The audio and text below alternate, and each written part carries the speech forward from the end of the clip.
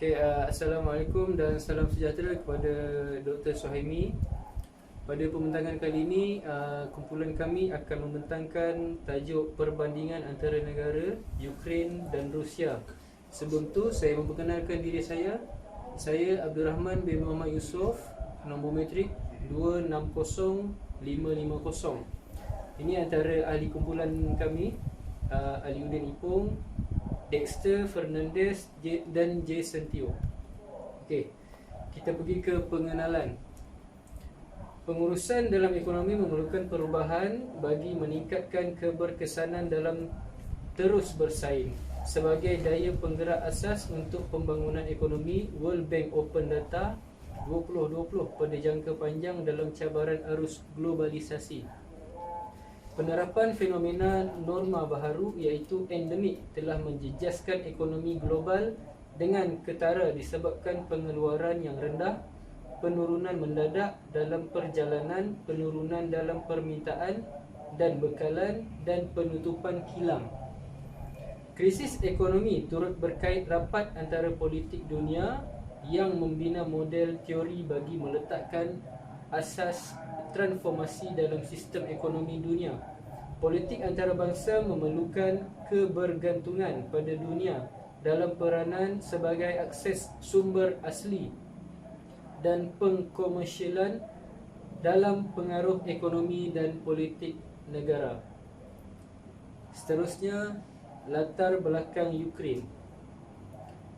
Latar belakang Ukraine antaranya gencatan senjata antara kerajaan Ukraine dan tentera yang disokong Rusia pada Februari 2015 mewujudkan keadaan konflik beku dan kesan berterusannya memusnahkan kehidupan seharian di kawasan yang pernah menjadi wilayah perindustrian paling produktif di Ukraine. Seterusnya, dari segi ekonomi, keluaran dalam negara kasar Republik Ukraine ialah ASS 366.4 bilion dengan pendapatan per kapita ASS 8,700. Kira-kira 14% daripada keluaran dalam negara kasar datang daripada sektor pertanian. Seterusnya, Ukraine. Pertama, Ukraine merupakan sebuah negara di Eropah Timur dan kedua terbesar di Eropah selepas negara Rusia. Kedua, ibu kotanya ialah Kyiv, terletak di Sungai Dnieper di utara tengah Ukraine. Bahasa pertuturan adalah bahasa Ukraine, iaitu bahasa Rusia.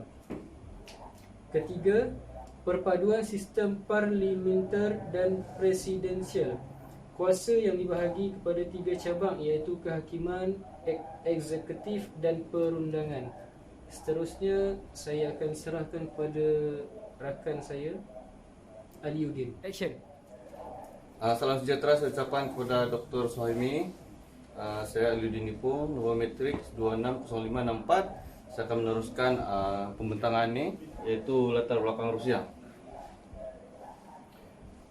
Rusia sebuah negara yang merentasi kawasan luas Eropah Timur dan Utara Asia yang memiliki seramai 145,5 juta penduduk.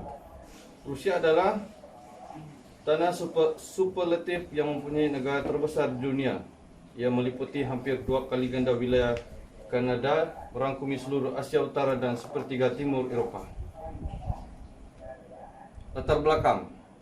Struktur Pakatan Multinik Rusia diwarisi dari zaman Soviet dan termasuk wilayah republik dan subunit lain. Perlembagaan negara memperuntukkan jawatan presiden yang kuat dan berpusat pihak berkuasa. Di bawah struktur perlembagaan baharu, presiden dipilih melalui Indian Nasional yang mempunyai kuasa besar dalam melantik ketua kerajaan, yaitu Perdana Menteri, ketua hakim dan anggota kabinet. Kejatuhan harga minyak dan hukum barat yang berterusan untuk amalan tertentu, KDNK telah menurun sekurang-kurangnya 0,2% pada tahun 2016. Berikutan pengucupan positif sebanyak 28% pada tahun 2015, walaupun dijangka turun sebanyak 36%. Seterusnya itu maklumat sosioekonomi, yaitu perbandingan dua negara Ukraine dan Rusia. Yang pertama, peningkatan pendapatan. Purata perbelanjaan kewangan untuk petani isi rumah untuk tahun 2013 hingga 2018 dalam isi rumah bandar di wilayah Volyn, Ukraine meningkat sebanyak 33.7%, manakala pengeluaran harga minyak di Rusia adalah pengeluaran tenaga yang ketara dalam pelbagai bentuk, termasuk minyak mentah, gas asli, arang batu, dan kuasa nuklir. Sektor minyak dan gas menyumbang sehingga kira-kira 40% daripada hasil belanjawan persekutuan Rusia. Ukraine, peningkatan harga sumber asli. Ukraine akan mengimport hanya 9.8 bilion M3 gas asli dari Eropah, 0.2 bilion M3 daripadanya datang daripada Belanda, dan selebihnya 9.6 bilion M3 ialah gas terutamanya berasal dari Rusia yang sampai ke Ukraine melalui ekspor semula. Manakala Rusia, stratifikasi pendapatan, kesan krisis semasa terhadap ketidaksamaan pendapatan masih belum dianalisis, tetapi anggaran awal mencadangkan bahawa krisis semasa dan tidak belas kerajaan terhadapnya mungkin telah mengurangkan ketidaksamaan antara kumpulan berpendapatan rendah dan sederhana tanpa mengurangkan tahap keseluruhan. Seterusnya saya menyerahkan kepada rakan saya, Fernandes Timothy. Terima kasih. Salam sejahtera saya ucapkan kepada Dr. Suhaimi. Nama saya Fernandes Timothy, nombor metrik 265333. Saya akan membentangkan tentang penglibatan terhadap peratusan antarabangsa dan serantau. Bagi negara Ukraine, Suruhanjaya Ukraine NATO pada 1997 menyediakan forum untuk perbincangan untuk kebimbangan keselamatan dan sebagai cara untuk menyambung semula hubungan NATO Ukraine tanpa perjanjian ahli rasmi. Ukraine juga bekerjasama dalam misi pemantauan hak asasi manusia PBB di Ukraine bagi memantau, melaporkan dan menyokong situasi hak asasi manusia di Ukraine. Kerjasama antarabangsa ini memberi tumpuan kepada khusus pada kawasan konflik di timur Ukraine dan Republik Autonomi Crimea dan Bandar Sevastopol di Ukraine. Seterusnya adalah negara Rusia. Rusia ialah ahli aktif organisasi dan forum global dan serantau seperti PBB, WTO, IMF, Bank Dunia, Kerjasama Ekonomi Asia Pasifik, dan CIS. Sistem bantuan pembangunan antarabangsa sedang diwujudkan dan dipertingkatkan apabila negara melaksanakan tahap komitmennya dalam institusi pelbagai hala antarabangsa yang lain dan mengambil kira penyertaan Rusia dalam OECD. Saluran komunikasi dua hala peringkat tinggi kekal terbuka antara NATO dan Rusia. Setiausaha Agung dan Luar Negeri Rusia Menteri Sergei Lavrov juga meneruskan mesyuarat mereka termasuk pada majlis-majlis seperti persidangan keselamatan Munche. Seterusnya saya akan serahkan pembentangan kepada rakan saya Dexter. Sekian, terima kasih. Salam sejahtera kepada pencerah kita Dr. Suhaimi. Nama saya Zismujan Dexter, nombor metrik 260588. Baik, kali ini saya akan membentangkan tentang sistem politik, isu dan strategik. Ukraine, iaitu rakyat menjalankan kuasa secara langsung dan melalui badan pemerintah dan badan negeri pemerintahan sendiri tempatan. Hak untuk menentukan dan mengubah susunan perlembagaan di Ukraine adalah milik eksklusif kepada rakyat. Bagi Rusia adalah kerajaan persekutuan Rusia menjalankan kuasa eksekutif di peringkat persekutuan dengan Perdana Menteri bertindak sebagai ketuanya yang menggubal keputusan dibuat oleh Presiden dan undang-undang yang diterima pakai oleh Badan Perundangan Persekutuan. Baik, isu di Rusia adalah isu yang pertama, risiko alam sekitar jangka panjang di Ukraine. Kemerosotan akses kepada kualiti air dan minuman di kawasan besar negara. kebocoran bahan kimia, kerusakan kepada infrastruktur kritikal dan banjir, kerusakan pada tapak komersial dan perindustrian seperti loji kimia di Sumi, membawa kepada kebocoran bahan berbahaya dan yang seterusnya, menjejaskan kesihatan dan keselamatan penduduk awam. Isu yang kedua adalah kedaulatan Ukraine dan ancaman Rusia. Kedaulatan dan perpaduan negara Ukraine kini dicabar secara serius oleh kehilangan kawalan negara ke atas sebagian wilayah dan penduduknya. Bagi Rusia pula, isu yang pertama adalah sekatan tenaga Rusia. Pasaran saham Rusia telah ditutup sejak pencerobohan dan banyak syarikat Rusia dengan saham yang disenaraikan di luar negara telah melihat nilai equity mereka semua tetapi dihapuskan. Rubber Rusia yang menjunam apabila perang bermula dan dilancarkan. Ini hampir mencecah paras terendah sepanjang masa. Dan isu kedua adalah isu tentang masalah sekatan kewangan Amerika kepada Rusia. Dari segi kewangan, Presiden Rusia iaitu Vladimir Putin dan 11 pegawai kanan kerajaan Rusia yang lain telah disekat secara pribadi oleh Jabatan Perbandaraan Amerika Serikat.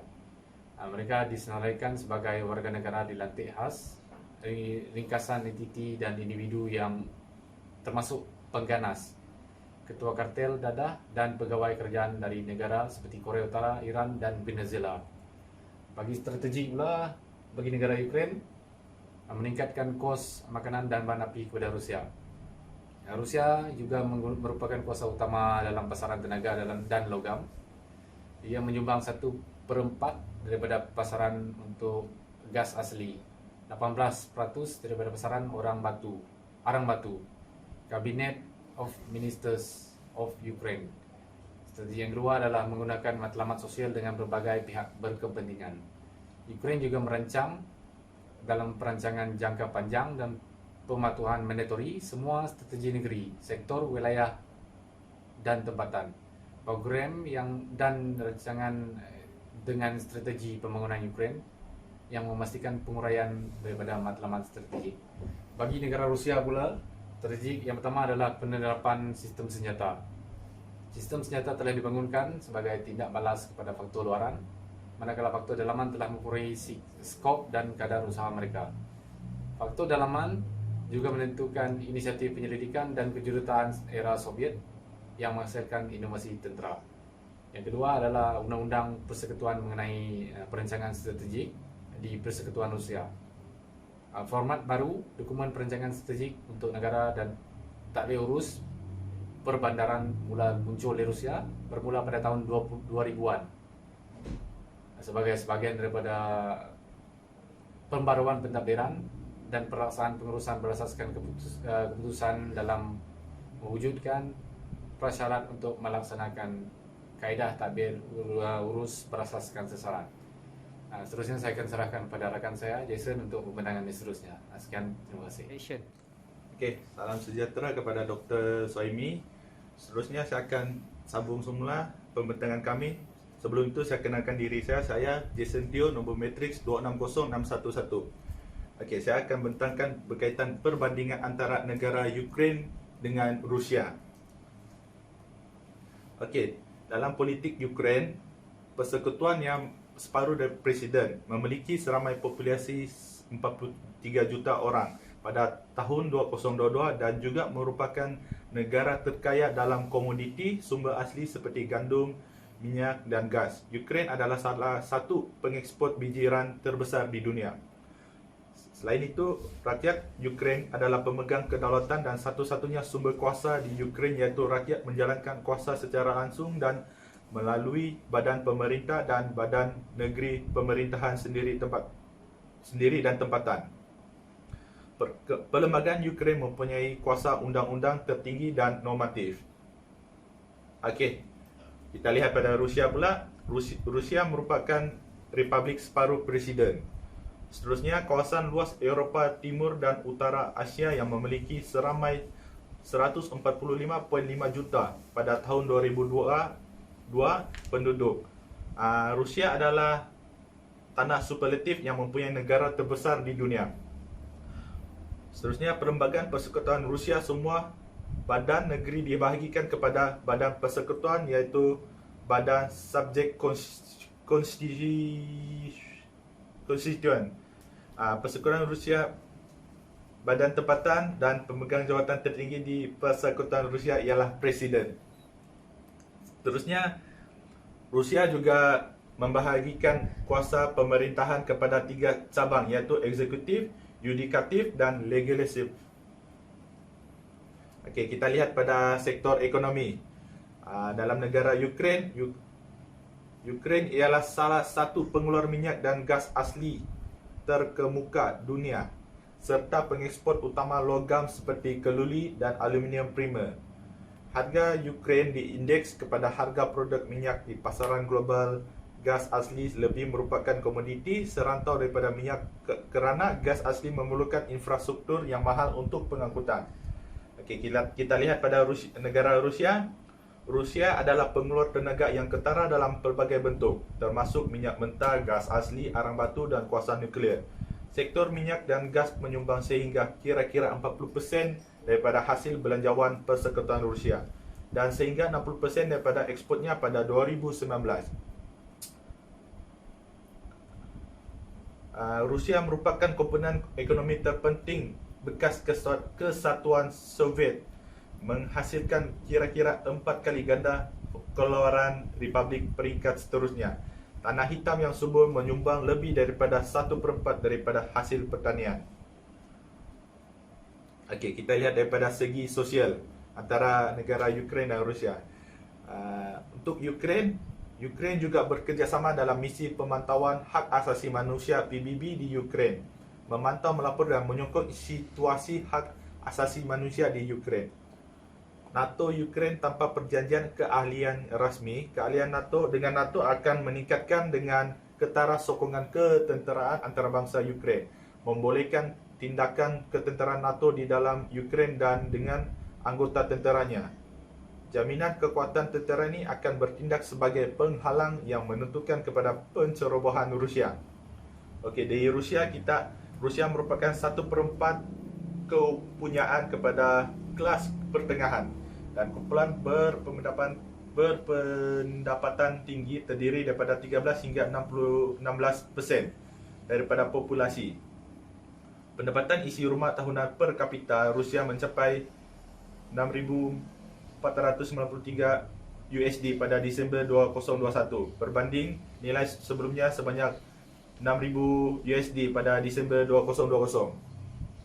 Rusia ialah ahli aktif organisasi dan forum global dan serantau seperti PBB, WTO, IMF, Bank Dunia, Kerjasama Ekonomi Asia Pasifik, Commonwealth of Independent States, Sustainable. Okey, hasil daripada kajian yang kami lakukan, kami melihat kerumitan adalah kerana tindakan kerajaan memberi implikasi kepada semua penduduk negeri itu dan juga kepada banyak perubahan di kawasan itu dari semasa ke semasa. Sebahagian disebabkan oleh konteks bersejarah setiap negara. Perbandingan Ukraine dan Rusia menghuraikan perbezaan dalam hubungan politik, ekonomi dan antarabangsa yang melibatkan pelbagai pihak mengikut kepentingan masing-masing. Sekian, terima kasih.